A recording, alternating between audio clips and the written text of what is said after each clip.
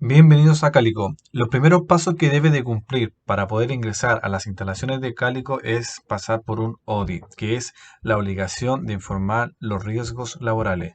Para esto debes seguir: uno, ver esta presentación y prestar mucha atención ya que serás evaluado lo que estás haciendo en estos momentos.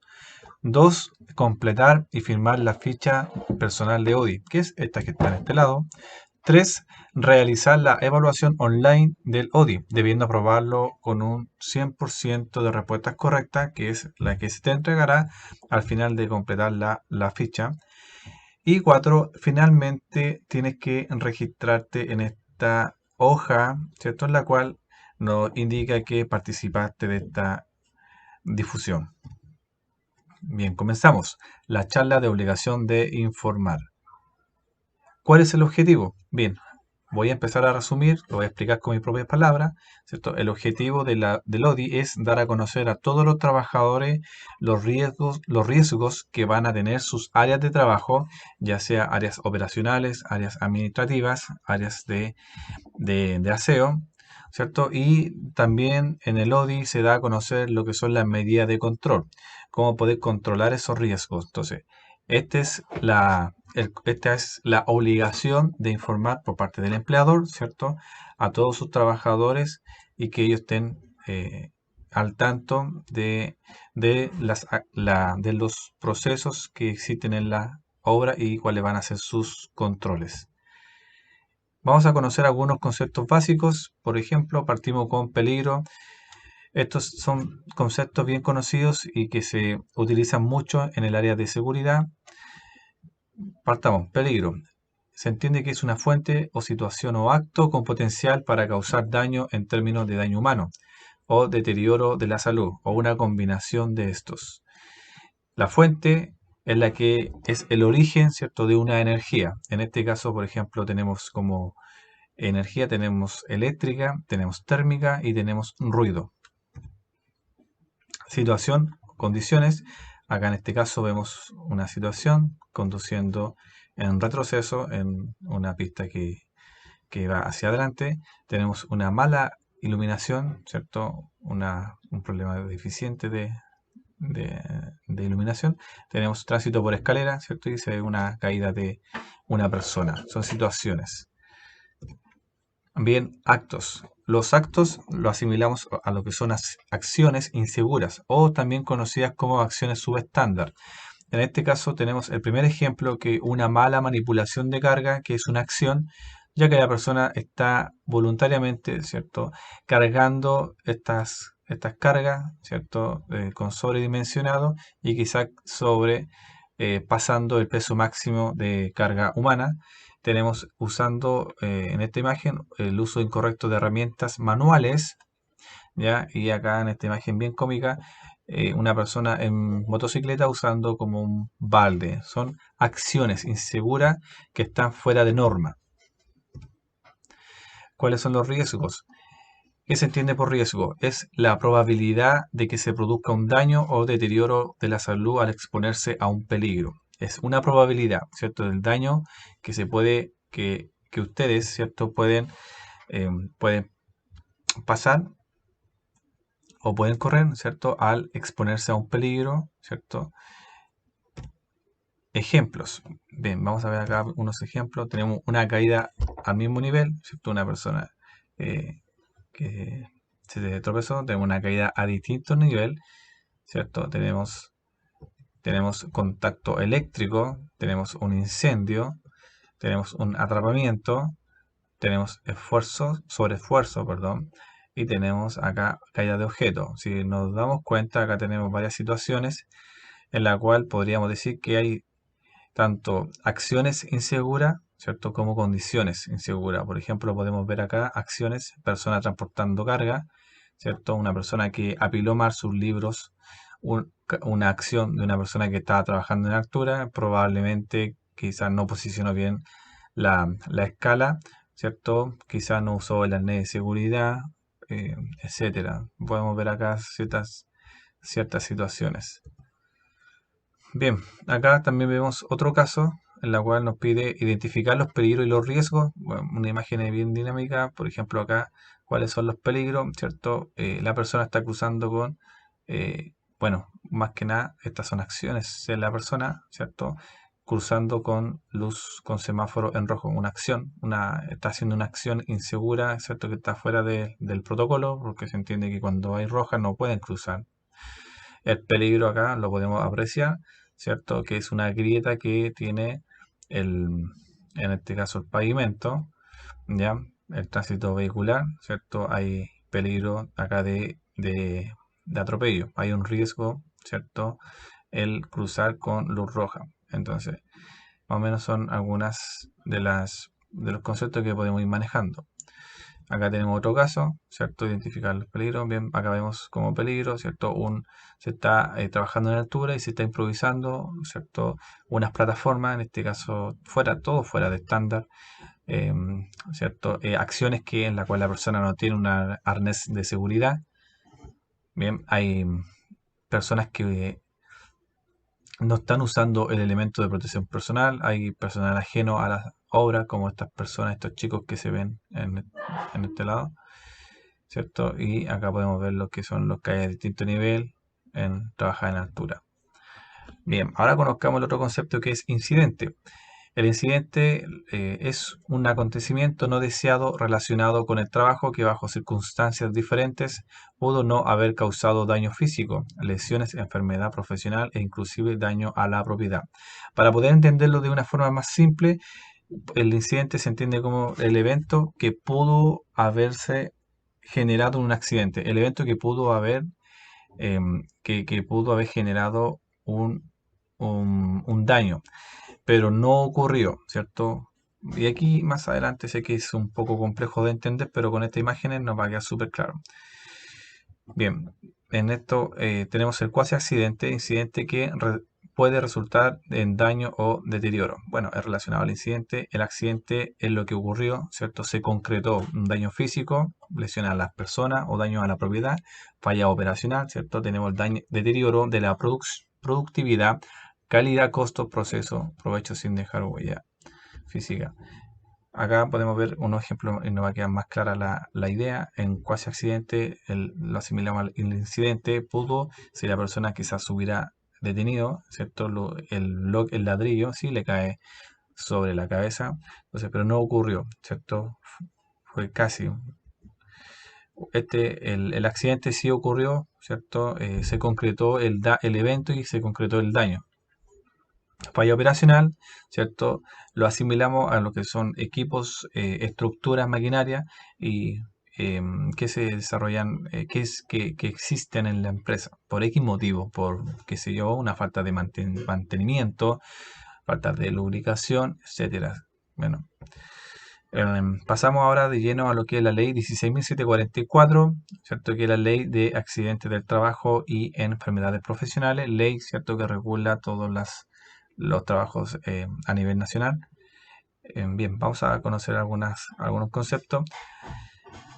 Nos dice, las empresas conforme a la ley 16.744 de accidentes del trabajo y enfermedades profesionales, ¿cierto? Pagan un seguro obligatorio en el sistema de mutualidades que otorga a sus trabajadores el beneficio para recibir en forma gratuita prestaciones médicas y económicas.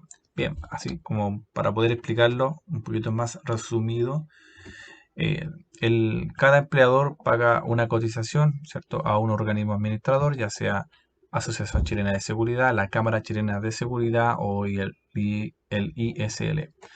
De esa cotización que paga el trabajador, ¿cierto? Estos organismos tienen el deber, ¿cierto?, de prestar asistencia médica, rehabilitación, transporte, ¿cierto?, en caso de que la persona, ¿cierto?, se accidente o lo requiera. Y esto es regulado por la ley 16.744. Bien, entendamos, ¿cuáles son los objetivos de la ley? Prevenir. ¿Qué vamos a prevenir? El objetivo de la ley 16.744 es prevenir los accidentes del trabajo y enfermedades profesionales a través de asistencia técnica en seguridad, ¿cierto? Asesoramientos, prestaciones médicas. En las prestaciones médicas, cuando la persona se accidenta, tiene derecho a atención médica, hospitalización, medicamento, prótesis, ¿cierto? Rehabilitación, traslado, los gastos de traslado, ¿cierto? Y todo lo que conlleve a, a las necesidades, ¿cierto? De la persona cuando sufra un accidente. Bien, también acá hay prestaciones económicas, como subsidio, indemnizaciones cuando hay una pérdida de capacidad de ganancia, ¿cierto? Y pensiones.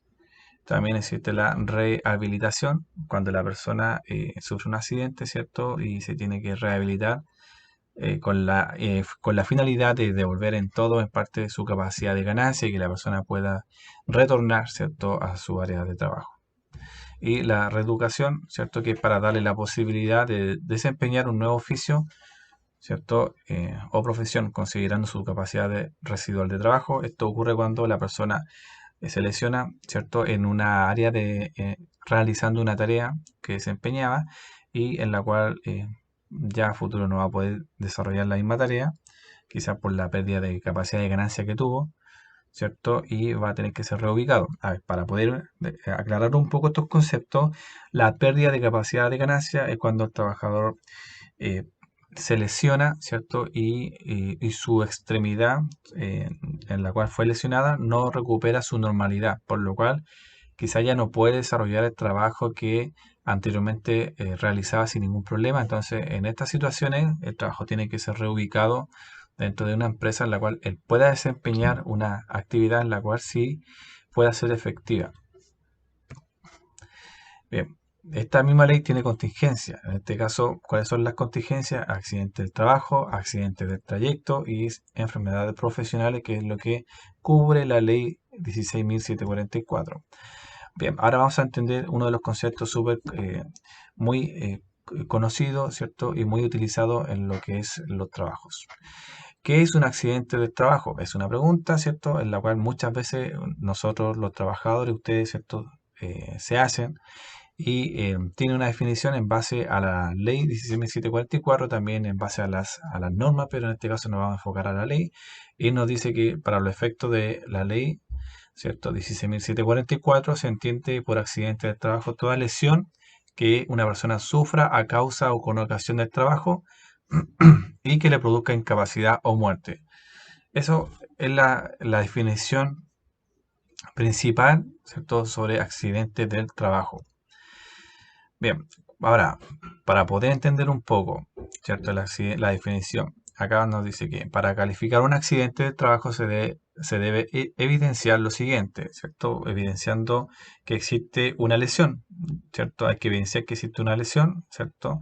La existencia de una incapacidad o muerte y la existencia de una relación de causalidad entre la lesión y la incapacidad o muerte, es decir, que la lesión presentada se haya producido en su trabajo. Bien, entonces para que se pueda materializar, ¿cierto? La contingencia de accidente del trabajo, primero tiene que haber una lesión en la cual, por la situación, ¿cierto? Yo me había afectado en el trabajo y por ende, por esos motivos me están derivando a mutual, al organismo administrador, ¿cierto? Él tiene que existir una incapacidad, no esperemos que lleguemos a la muerte, por supuesto que no. Bien, y esta lesión tiene que estar relacionado al trabajo, ¿cierto? Si yo me lesiono realizando una actividad propia de mi oficio para la cual yo fui contratado, ¿cierto? Se activa esta ley 16.744 con todas sus contingencias, entendiéndose como atención médica, rehabilitación, medicamento, traslado, cumpliéndose con estos puntos. Bien, así como la contingencia, ¿cierto? Cubre, ahí en ciertas ocasiones no cubre. Por ejemplo, aquí vamos a ver cuáles son las excepciones. Y las excepciones tenemos la primera, que es aquellos siniestros producidos por fuerza mayor y sin relación alguna en el trabajo. Podemos ver, bien, podemos apreciar en esta imagen, ¿cierto? La tremenda grieta, ¿cierto? Socavón que se ha generado en esta calle por lo más probable producto de un terremoto, en la cual es por fuerza mayor, ¿cierto? Pues por algo es es por una acción natural, quizá, y esta no está contemplada dentro de la contingencia. Y la segunda, que aquellas personas, ¿cierto?, que intencionalmente se dañan, ¿cierto?, que son provocados por la víctima. Entonces, las personas que se autolesionan en el trabajo, ¿cierto?, no se considera como accidente del trabajo. Bien, también ahora vamos a ver qué es un accidente del trayecto, que esto también está contemplado dentro de la ley y lo cubre. Pero hay que entender bien, ¿cierto?, hasta dónde cubre la ley 16.744 en cuanto a lo que es el accidente del trayecto.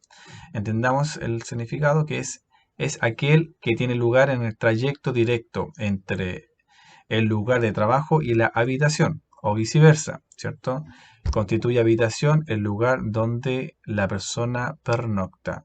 Entonces, esa es más o menos la definición general que tiene accidente de trayecto. Bien, vamos a ver acá en uno de los casos. Bien, por ejemplo, acá es un ejercicio bien práctico en la cual nos preguntan en cuál de los casos sería accidente del trayecto. Uno de estos dos casos es el correcto. El primer caso, para que se considere accidente del trayecto, vamos a ver, vamos a analizar, analicemos un poco. En el caso 1 nos dice que el trayecto que está realizando la persona, ¿cierto?, es este que se ve acá, ¿cierto?, en la cual se entiende que sale de su habitación y tiene que realizar ese trayecto por obligación. Trabajador que vive en un departamento, perfecto. El caso 1, ¿cierto? En el caso 2, trabajador que vive en una casa con jardín, perfecto. Se entiende que el trayecto es este y la salida está acá, pero la persona se entiende que cayó, ¿cierto?, ahí entre una mujer, entre los arbustos. Entonces acá se entiende que la persona hizo este recorrido, salió por este lado, por la puerta trasera de la casa, ¿cierto?, y cayó. No alcanzó a hacer su trayecto de trayecto hacia el trabajo. Entonces, para poder entenderlo, ¿cuál sería la alternativa correcta? Veamos. Como podemos ver acá, la alternativa correcta es la que él sale de su casa, de su habitación, ¿cierto?, y hace su trayecto. En este caso, ¿por qué no sería correcto? Porque el trabajador de alguna forma se está desviando de su trayecto para ir al trabajo. Se entiende que la salida principal es la de la puerta principal, ¿cierto? Pero él hizo una salida, ¿cierto?, por una puerta posterior, ¿cierto? Y cae, ¿cierto?, hacia los brutos. Entonces, eso no se consideraría como accidente de trayecto. Son cosas muy mínimas, ¿cierto? Eh, que en este caso que puede significar la diferencia. Entonces, la ley en cuanto a accidentes de trayecto, ¿cierto?, y los análisis que hace para, para corroborar que sí realmente es un accidente de trayecto, se fijan todos estos detalles. Entonces, para que lo tengamos bien claro. Bien, vamos a ver ahora qué es una enfermedad profesional. Bien, la enfermedad profesional es enfermedad profesional la causada de una manera directa por el ejercicio de la profesión o el trabajo que realice una persona y que le produzca incapacidad o muerte. Bien, para calificar una enfermedad profesional se debe evidenciar lo siguiente: al igual que el accidente del trabajo, ¿cierto?, en la enfermedad también se debe, ¿cierto?, se debe evidenciar, en este caso, la existencia de una patología. Se tiene que evidenciar, ¿cierto?, el daño de la persona, ¿cierto?, que ha sufrido a través del tiempo al desarrollar una actividad. La incapacidad o muerte ocasionada por la patología, en este caso, ¿cierto?, la persona se entiende que es un trabajo de administración en la cual la persona está constante, en su mayor parte del tiempo digitando, ¿ya? Y eso le genera quizá una lesión en la muñeca, un daño a su mano, el túnel carpiano. Entonces eso le genera una incapacidad. Y la relación, también, que es súper importante, la relación de causalidad entre la patología y el ejercicio de la profesión. O sea, para hablarlo de una forma bien clara, o sea, un poquito más simple para que se pueda entender en cuanto a enfermedad profesional, también tiene que existir la patología, ¿cierto? Si yo soy administrativo y paso gran parte de mi tiempo trabajando en el computador, digitando, ¿cierto? Quizás tengo una mala postura, ¿cierto? Me va a generar algún daño en las muñecas, alguna incomodidad. Esa es una patología, ¿cierto? Y esa incomodidad se va a transformar en alguna lesión que a mí me va a generar en mis manos, ¿cierto? Tiene que haber la relación laboral, ¿cierto? Que realmente en los estudios digan, oye, si la persona sí adquirió esta enfermedad trabajando porque ya lleva en una empresa, ¿cierto? 10 15 años y siempre haciendo la misma tarea. Entonces, esos son los puntos principales que se tienen que evidenciar. Bien, enfermedades profesionales, acá podemos ver algunos ejemplos: tendinitis, neurosis laboral, neumoconiosis, la silicosis para los mineros, ¿cierto? Dermatosis ocupacional. Ahora vamos a pasar al Decreto Supremo número 40, que es el Reglamento sobre Prevención de Riesgos Profesionales. Bien, el Decreto Supremo número 40, Reglamento de Prevención de Riesgos Profesionales. ¿Qué nos dice? Que los empleadores tienen la obligación de informar oportuna y convenientemente a todos los trabajadores acerca de los riesgos que entrañan sus labores. Bien, así lo voy a explicar de una forma bien simple. El decreto supremo número 40, ¿cierto? Establece que el empleador tiene la obligación de, a través de su gerencia, de sus supervisores, ¿cierto? Especialistas en seguridad, de informar a los trabajadores, ¿cierto? De las tareas que van a desarrollar, ¿cierto? Y cuáles van a ser esos riesgos que existen en esas tareas que se van a desarrollar, que va a desarrollar la persona o que se desarrollan en el lugar, ¿cierto? Para que el trabajador que está siendo informado tenga la claridad y la precaución y esté concientizado de los riesgos que se va a exponer. Entonces, esa es la obligación que establece el Decreto Supremo número 40, y en este caso estamos dando cumplimiento a ese Decreto Supremo número 40 en el hecho de que estamos dando a conocer la ley, los riesgos que un poco más adelante vamos a ir viendo, en la cual los trabajadores van a estar expuestos. Bien, el reglamento interno.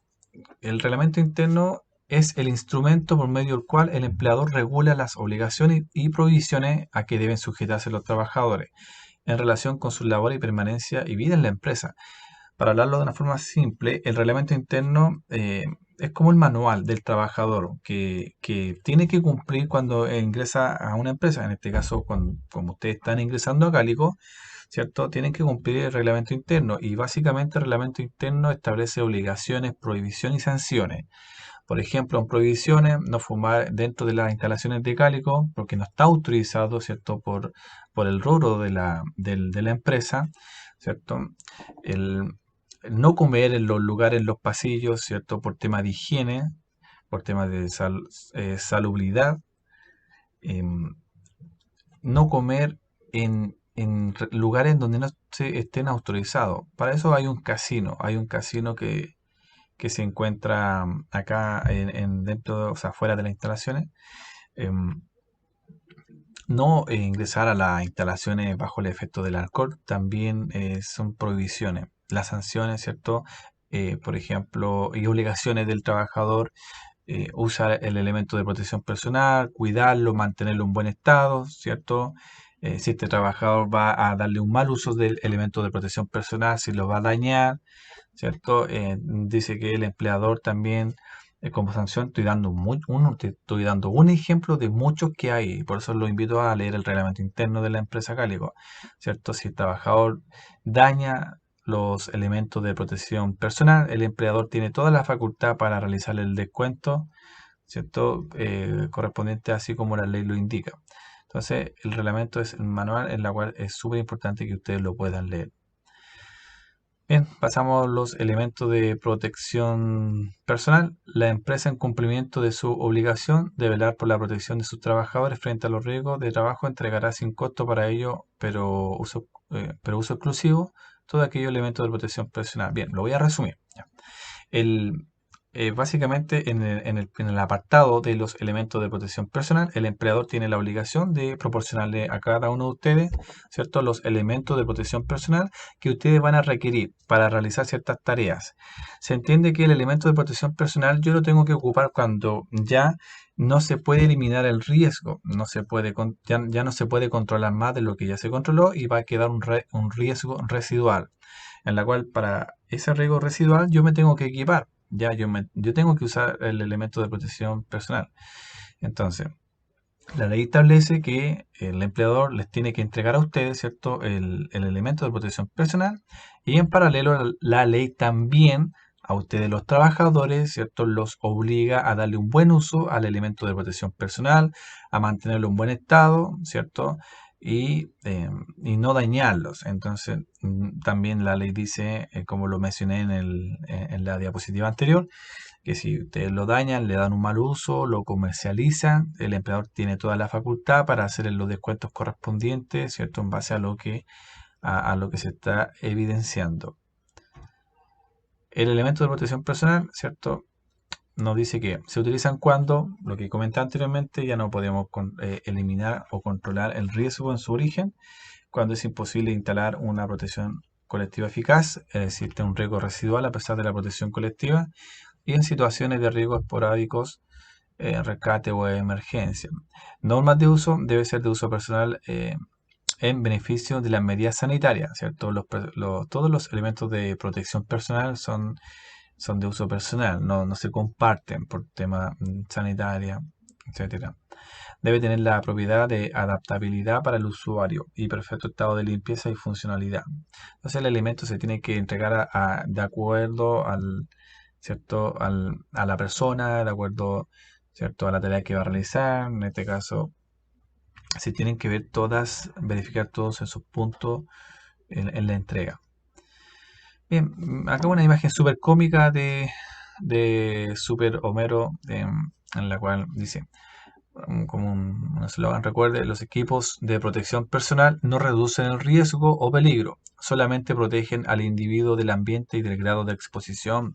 Para que lo tengan súper claro, ustedes, los trabajadores que están ingresando, bien, el elemento de protección personal que se les va a entregar, ¿cierto?, no le van a ayudar a evitar el peligro, no van a eliminar el peligro, no van a evitar accidentarse.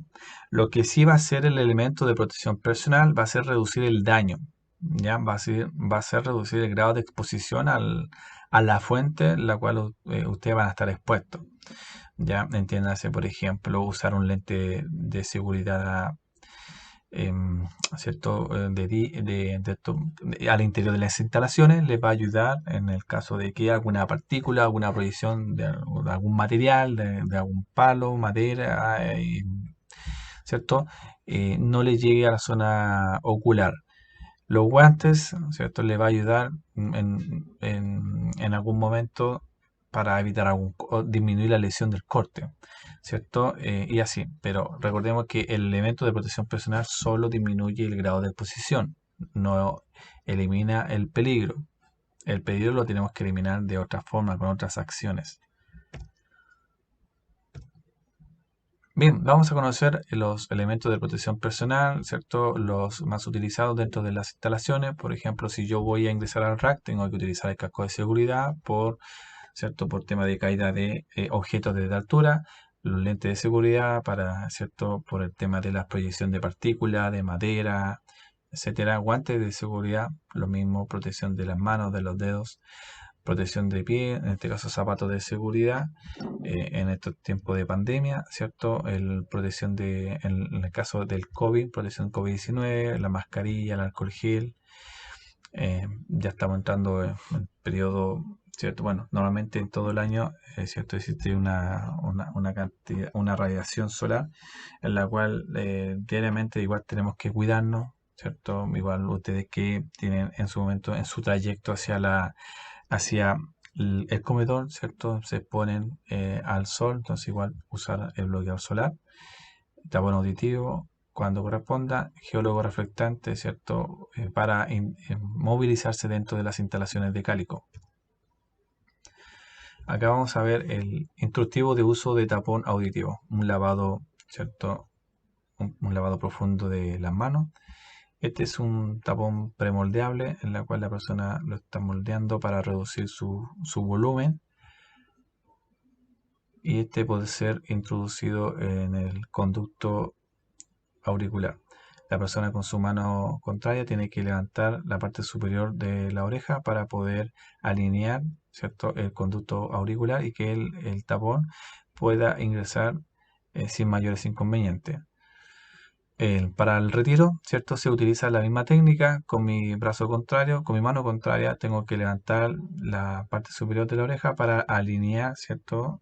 Enderezar el conducto auditivo y poder retirar el tapón premoldeable sin mayor problema. Bien, seguimos con el decreto supremo número 40. Ahora en este momento vamos a pasar a lo que es la manipulación manual de carga. Bien, acá nos dice que si la manipulación manual es inevitable y las ayudas mecánicas no pueden utilizarse, no se permitirá que se opere, perdón, con cargas superiores a 25 kilogramos para las personas hombres mayores de 18 años, que es el nuevo peso máximo que establece la ley.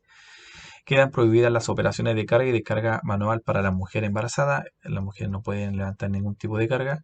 Y los menores de 18 años y las mujeres no podrán llevar, transportar, cargar, arrastrar o empujar manualmente y sin ayuda mecánica cargas superiores a los 20 kilogramos. Bien, entonces esos son los kilogramos que establece la normativa. Radiación solar. Bien, acá nos dice que el empleador tiene la obligación de proporcionarle los implementos para la protección de radiación ultravioleta.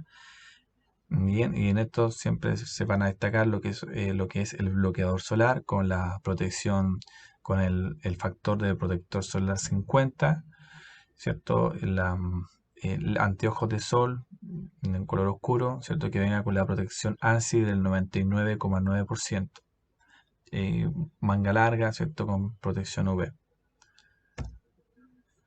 Bien, en el reglamento interno hacemos mención a lo que es el consumo de tabaco. Dentro de las instalaciones de Cálico no existen lugares habilitados para fumar, por lo cual les pedimos que no fumen dentro de las instalaciones ni en sectores ocultos, ya que esto es un riesgo debido a la sustancia que se almacenan dentro de las instalaciones, como alcohol gel, detergentes, desodorantes. Entonces, para evitar, ¿cierto?, el riesgo de fuego, de incendio, les pedimos que no fumen. Está totalmente prohibido por reglamento interno y por política.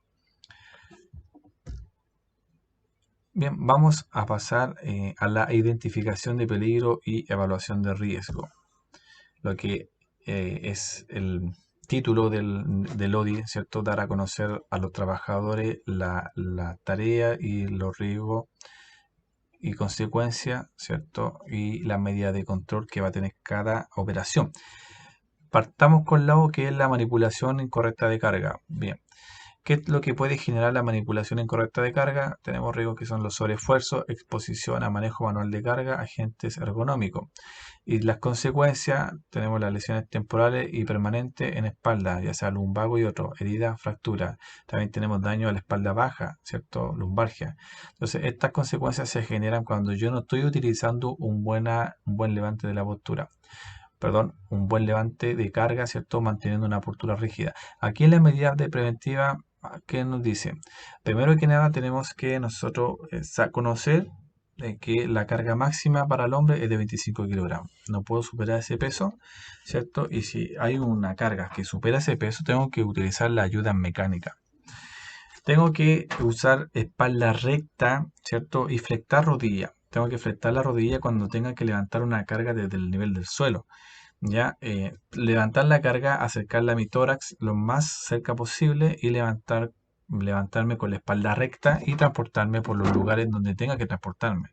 Entonces, utilizando estas técnicas simples, ¿cierto? Yo puedo evitar un daño a mi espalda y procurar que la carga no sobrepase el volumen, ¿cierto? Para que me permita una buena visibilidad, que tenga asas de sujeción, ¿cierto? Para que pueda sostener bien la carga. Utilizando esta técnica puedo evitar que me accidente, que me tropiece, ¿cierto? Y que tenga alguna lesión. Bien, los trabajos en altura, a media altura, ¿cierto? Áreas de trabajo desordenadas. Son dos peligros que son latentes. ¿Cuáles son los riesgos? Sobreesfuerzo, exposición, ¿cierto? A manejo manual de carga y agentes ergonómicos. Consecuencia, bueno, al tener una caída de media altura, ¿cierto?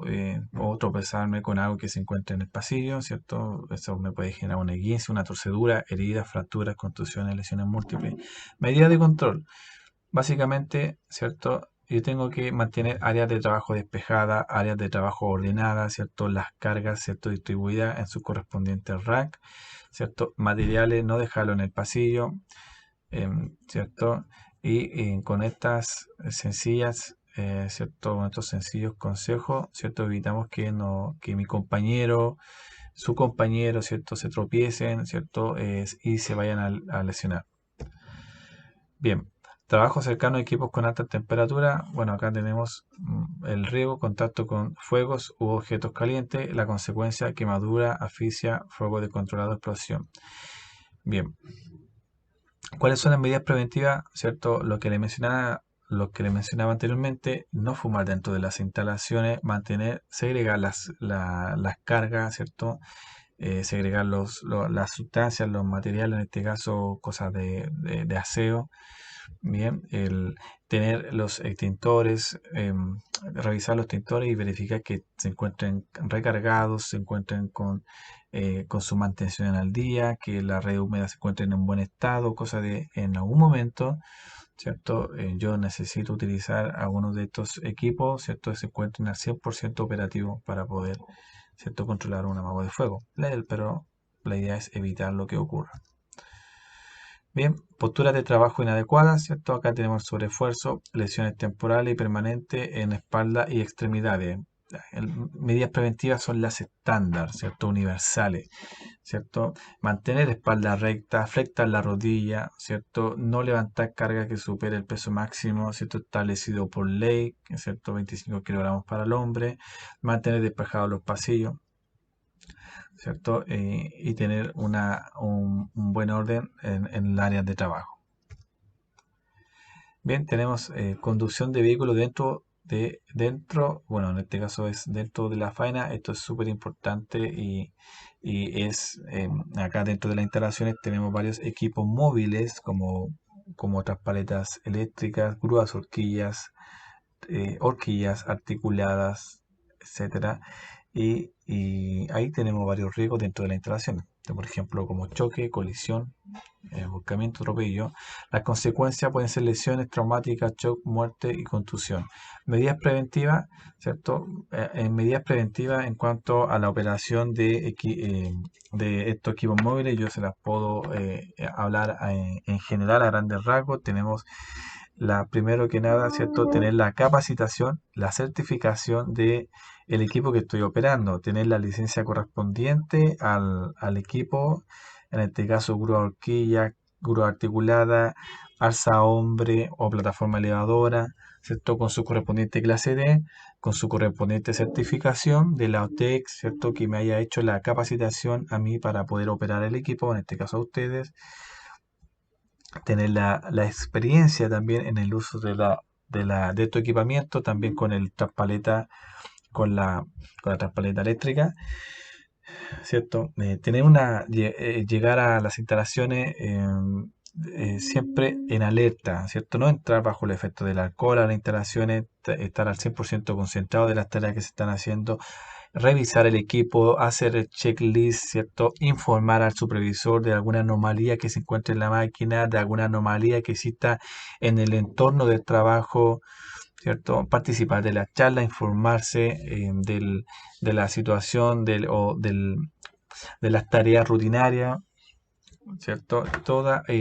todas esas medidas esos consejos, esas instrucciones nos pueden servir, les puede servir para evitar alguna colisión, para evitar algún volcamiento de carga, para evitar algún atrapamiento a uno de mis compañeros, atropellar a un compañero, ¿cierto? Todas esas medidas son súper válidas, son súper importantes, como manejar, controlar, ¿cierto? La velocidad, utilizar el equipo de buena forma, estar en alerta tanto como la carga, el equipo, el entorno. Esas simples medidas de seguridad podemos llegar a trabajar de forma segura. Bien, el tránsito peatonal, atropello, caída al mismo nivel, ¿cierto? Consecuencia, lesiones traumáticas o muerte. Medidas preventivas, tenemos, bueno, dentro de las instalaciones, como les mencionaba, hay tránsito de equipamiento. ¿Cuáles son las medidas principales estándar, ¿cierto? Respetar los pasos, caminar por el paso peatonal, ¿cierto? Respete siempre las señales de tránsito, no transitar delante de vehículos en movimiento, no utilizar el teléfono mientras camina, estar en alerta, ¿cierto? Esto es tanto, este consejo y estas medidas, ¿cierto? De seguridad va tanto para el operador como la persona que transita en las instalaciones.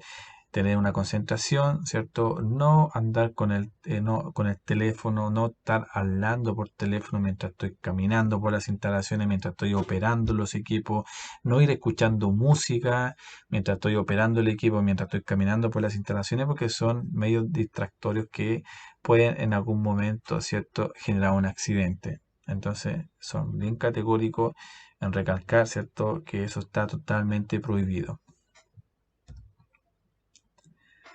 Radiación solar, bien, los riesgos son exposición a radiación ultravioleta, ¿cierto? Consecuencia, quemadura a la piel, insolación, cáncer a la piel, deshidratación. Medidas preventivas, básicamente, ¿cierto? El uso de bloqueador solar, uso de protección, ¿cierto? De ropa con protección filtro UV, ¿ya? Y hidratación. Y no ponerse en los horarios que existe mayor intensidad del sol. Bueno, en este caso ustedes como mayormente van a estar trabajando dentro de las instalaciones, este riesgo es bien controlado. Bien,